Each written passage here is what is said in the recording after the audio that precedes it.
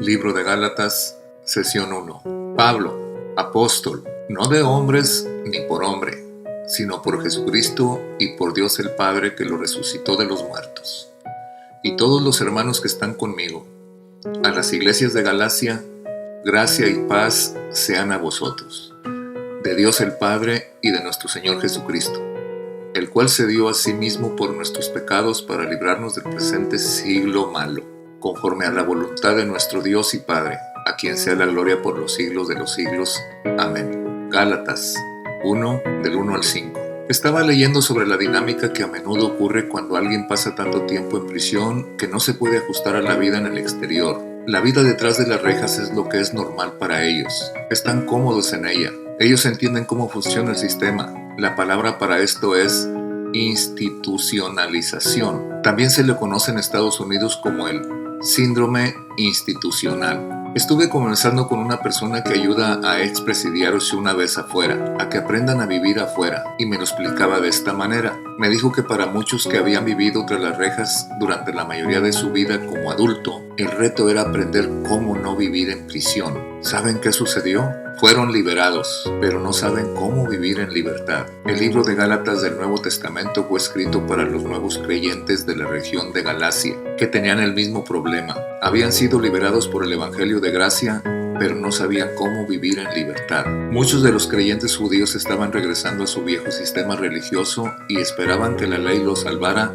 pensando, oye, si me esfuerzo lo suficiente para ser bueno, eso me dará la gracia de Dios. Y estaban poniendo la misma carga sobre los nuevos creyentes gentiles, y cuando Pablo se entera que muchos de esos creyentes que habían sido liberados estaban regresando a la prisión de la religión y volviendo a las cadenas y grilletes de la culpa, la vergüenza y el temor, no solo estaba alterado, sino enojado. Él dice que lo que está siendo enseñado en estas iglesias es una perversión del verdadero evangelio y que les va a decir la verdad. Entonces, en el primer capítulo de Gálatas, Pablo comienza recordándoles a estos creyentes el origen del evangelio de la libertad.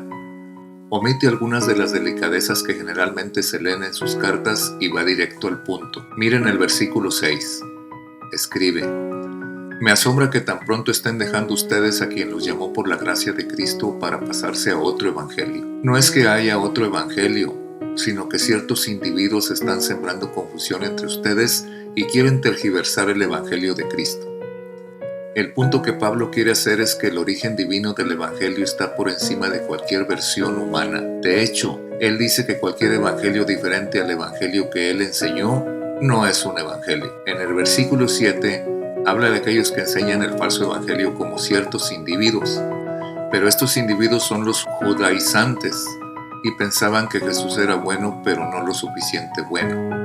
Y lo que las personas realmente necesitan para ser salvas era Jesús, además de la religión, Jesús, además de las reglas, y seguir los rituales, y así es como uno se gana la salvación. El hecho de que esta manera de acercarse a Dios era parte de la herencia de los judíos no era la única razón por la cual a muchos. Habían otras razones. Creo que son algunas de las mismas razones por las cuales nos puede atraer el legalismo. Este enfoque nos ofrece una medida. No se aplica solo en el judaísmo, sino en muchos sistemas religiosos. Realmente todo sistema religioso toma este enfoque humanista y pone el énfasis en que tu bien sobrepase a tu mal. Un sistema que nos permite medir qué tan buenos somos. Como veremos, por mucho tiempo, Pablo dedicó su vida a este tipo de enfoques. Antes de su conversión era un fariseo. Si hubiera un equipo profesional para líderes religiosos, se hubiera llamado los fariseos. Y Pablo era ampliamente reconocido como el mejor o uno de los mejores jugadores del equipo.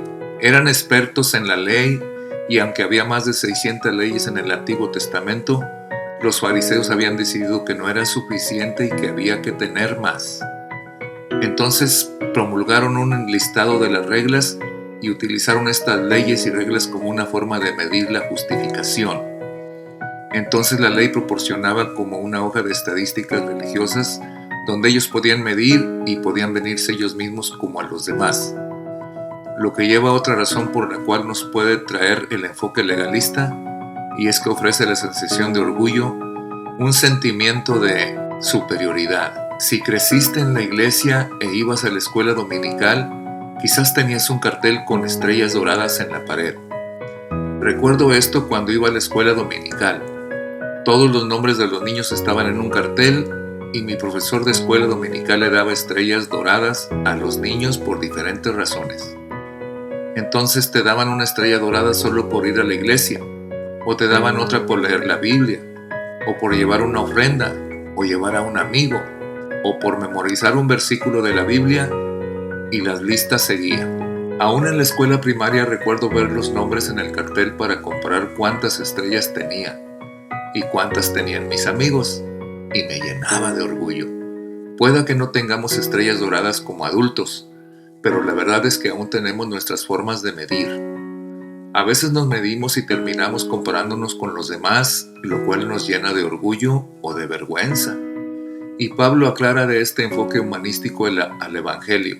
En realidad no es el Evangelio porque no son buenas noticias. Y si existe alguna duda sobre los sentimientos de Pablo, aquí está lo que dice el versículo 9. Como ya lo hemos dicho, ahora lo repito si alguien les anda predicando un evangelio distinto del que recibieron, que caiga bajo maldición.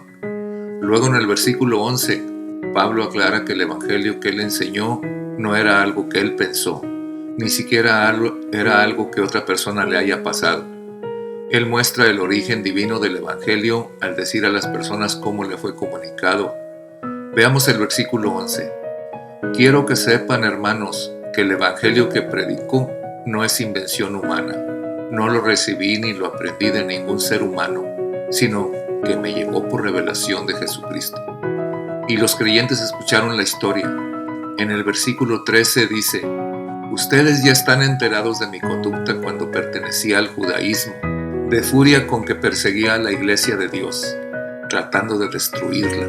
Leemos sobre la conversión de Pablo en Hechos 9. Él estaba en camino a Damasco para perseguir a cristianos, cuando de repente una luz brilló a su alrededor y lo escuchó de Jesucristo mismo. Y Pablo nos dice cómo experimentó el poder transformador del Evangelio en su vida, que había ido de perseguir a la iglesia a ayudar a liderar la iglesia. Gálatas, capítulo 1, luego concluye con Pablo diciendo que el origen divino del Evangelio se demuestra en vidas transformadas. Pablo había sido testigo de eso cuando predicaba y alude a su propia vida cambiada como un testimonio del poder transformador del Evangelio de la liberación.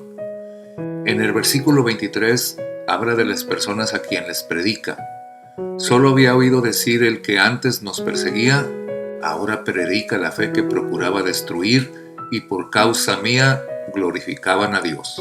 Hay algo poderoso cuando estamos dispuestos a compartir nuestra historia de cómo el Evangelio ha transformado nuestras vidas. En lugar de escondernos del pasado o huir de su reputación, se refiere a él, vio en su pasado la evidencia del poder de Dios. En lugar de avergonzarse de su testimonio, permitió que fuera el trofeo la gracia de Dios. Fue liberado de la religión y vivía su vida para el evangelio que él mismo intentó silenciar. Hace algunos años yo estaba predicando en una iglesia de Houston, Texas, y luego que terminé de predicar, un hombre bastante grande, recuerdo que tenía una hebilla del cinturón grande, se me acercó y comenzó a contarme una historia. A medida que me contaba la historia, sus ojos se le aguaron. La historia era de su hija pródiga y cómo había ido a la universidad e ignoró la fe completamente. Ella decía que no quería tener nada que ver con Jesús.